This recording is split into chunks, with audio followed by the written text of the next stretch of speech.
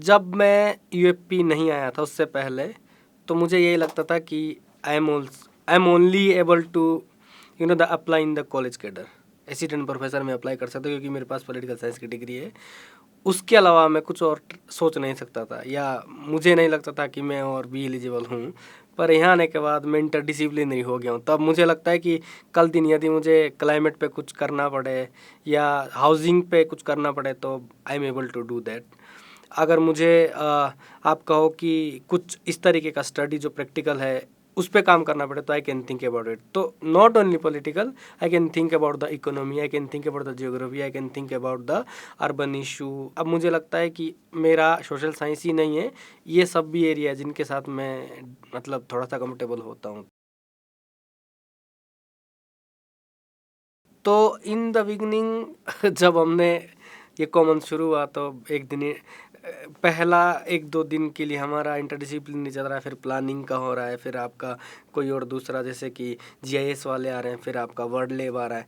तो पहले तो ये बहुत कंफ्यूजिंग था मेरे लिए कि चल क्या रहा है ये, दरअसल हमको इतना कुछ क्यों करवाया जा रहा है। क्योंकि मैं पहले ही बता रहा हूँ कि मेरा जो पूरा एजुकेशन और जो मेरा सोशलाइजेशन था, मेरे को जो तैयार किया गया तो सोशल एक ही डिसिप्लिन में मैं बहुत ज़्यादा इन डेप्थ था।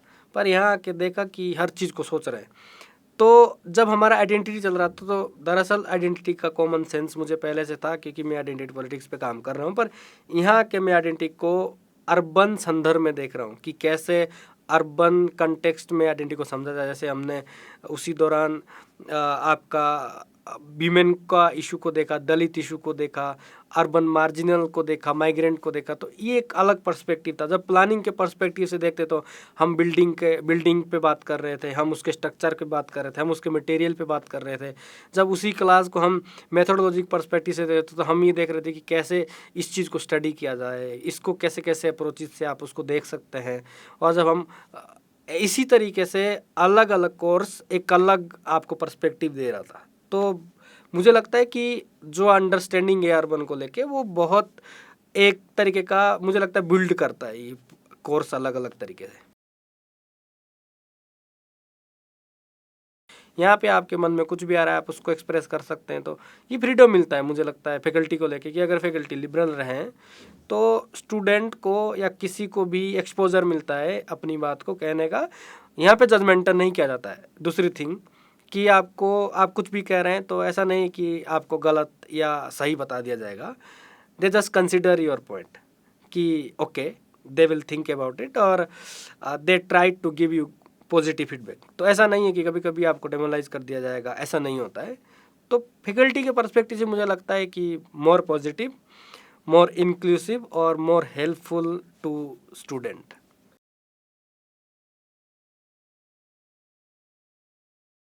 तो क्योंकि मैं हिमाचल से हूँ और स्कूलिंग पूरा हिंदी में रहा, पीजी में जाके मैंने कोशिश किया इंग्लिश में रीड करना। फिर दिल्ली में आके मैंने बहुत कोशिश किया कि मैं हिंदी से इंग्लिश में आऊँ। इवन आईएचएस में जब मैं अप्लाई किया तो आईएचएस का जो मेरा प्रपोजल था, आइडिया में इधर प्रपोज किया था, वो हिंदी में लिख दिया था मैंने। तो मैं पूरा हिंदी में आया था इधर तक। Over the period of time मैं इंग्लिश में अच्छे से कन्वर्सेशन करने लगा उनके साथ। तो मेरी अभी तक की सारी असाइनमेंट इंग्लिश में मैं सबमिशन कर रहा हूँ। मैं जितने भी इंटरव्यू अभी दे रहा हूँ अपने इंटर्नशिप के लिए, वो भी सारे मैं इंग्लिश में दे रहा हूँ। एक बहुत अच्छा एक्सपोजर है कि मैं मतलब स्विच कर रहा हूँ और ये मेरे लिए गुड पॉजिटिव वे। मैं सोच के आया था इस तरह की मैं कुछ नया सीखूंगा और मेरे कुछ बदलाव आएगा, क्योंकि मैं इसके लिए बहुत एक्साइटेड था। मुझे कहीं ना कहीं ये एक्सपोजर चाहिए था कि मैं कहीं स्विच करूं। ऑफिस आवर मेरे लिए नया था यहाँ पे। तो पहले तो मुझे लगा ये ऑफिस आवर क्या है। फिर मैंने मेरे जो कुछ दोस्त रहे पहले यहाँ पे उनसे मैंने बात किया तो कहा कि तुम पर्सनली बात करते हो अपने किसी से भी तुम चाहो। तो जब फैकल्टी ने ऑफिस आवर निकाला तो हमें लगता था अरे हम क्या बात करेंगे, क्योंकि उससे पहले अगर मेरा देखा जाए तो पहला एक्सपीरियंस बहुत अच्छा नहीं रहा है। इवन दिल्ली आके थोड़ा सा ठीक था, प्रोफेसर के साथ आप बातचीत कर सकते हैं। पर जो स्कूलिंग था, स्कूलिंग में हम टीचर से भागते थे। स्कूल टाइम में हम टीचर के उसके बगल में भी नहीं जा सकते थे, क्योंकि टीचर दिखे तो आप छुप जाओ, टीचर दिखे तो भाग जाओ, टीचर आपके बारे में बात किया तो आपको डर लगता है, पता नहीं भाई मेरे बारे में क्या बात कर रहा है। तो उस टाइम हमको टीचर से अननोन रहना होता था। हम चाहते थे कि टीचर हमको ना ही जाने तो बेटर है। पर यहाँ आके ऐसा नहीं था। तो पहले ऑफिस आवर को शुरुआत इस तरीके से हुआ कि आप कुछ भी प्रॉब्लम लेके जा सकते हैं। तो पहले लगता था हमको कि ऑफिस आवर में जाएंगे तो पता नहीं वो हमसे पूछेगा कि तुमने क्या क्या सीखा, क्या क्या नहीं सीखा, तो फिर हमको जवाब देना पड़ेगा, पता नहीं क्या होगा। पर धीरे धीरे हमको लगा कि नहीं नहीं, ऐसा नहीं है, आपको अपना कुछ भी लेके जाना है। तो मुझे याद है मैं पहली बार गौतम के साथ अपना पीएचडी प्रपोजल डिस्कस किया, फिर गौतम ने बहुत सारा बताया उस पर। फिर दूसरा ऑफिसर मेरा गौतम के साथ रहा सेम इसी चीज़ को लेके। फिर मेरा सुदेशना और दिव्या के साथ रहा अप्रोचेस को लेके, मेथड को लेके। तो मुझे लगा कि देखो किस तरीके से फैकल्टी आपको अदर काम में भी हेल्प करता है। मेरा पीएचडी का यहाँ से कोई संबंध नहीं है, पर ये लोग आपके पीएचडी में हेल्प करते हैं। मैंने गौतम के साथ पर्सनली एक्स्ट्रा टाइम पे भी बैठ के पीएचडी पे डिस्कशन किया, प्रपोजल पे बात किया है। तो ये ऑफिस आवर का ही पार्ट था।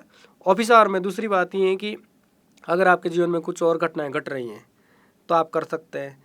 और दूसरी बात है कि फैकल्टी वहाँ पे एज ए फैकल्टी नहीं रहती हो, as a like normal person आपसे हालचाल और छोटी मोटी बात पूछते हैं, तो आप कंफर्टेबल होते हैं। और that was really good idea. और मतलब मुझे लगता है कि ये प्रोफेसर को और हर टीचर को फॉलो करना चाहिए, क्योंकि जब तक आप पर्सनली टीचर के साथ इंटरेक्ट नहीं करोगे तो आप खुल के बात नहीं कर सकते।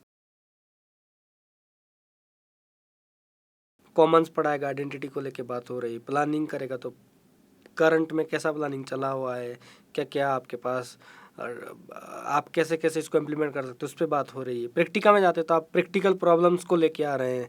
उसके बाद आप प्रोजेक्ट पे बात करें तो दैट प्रोजेक्ट वो लिव्ड प्रोजेक्ट है जिस पे अभी काम चल रहा है सरकार के साथ। आप खुद से अगर कोई प्रोजेक्ट लेके आ रहे हैं तो वो भी करंट इशू पे रहता है।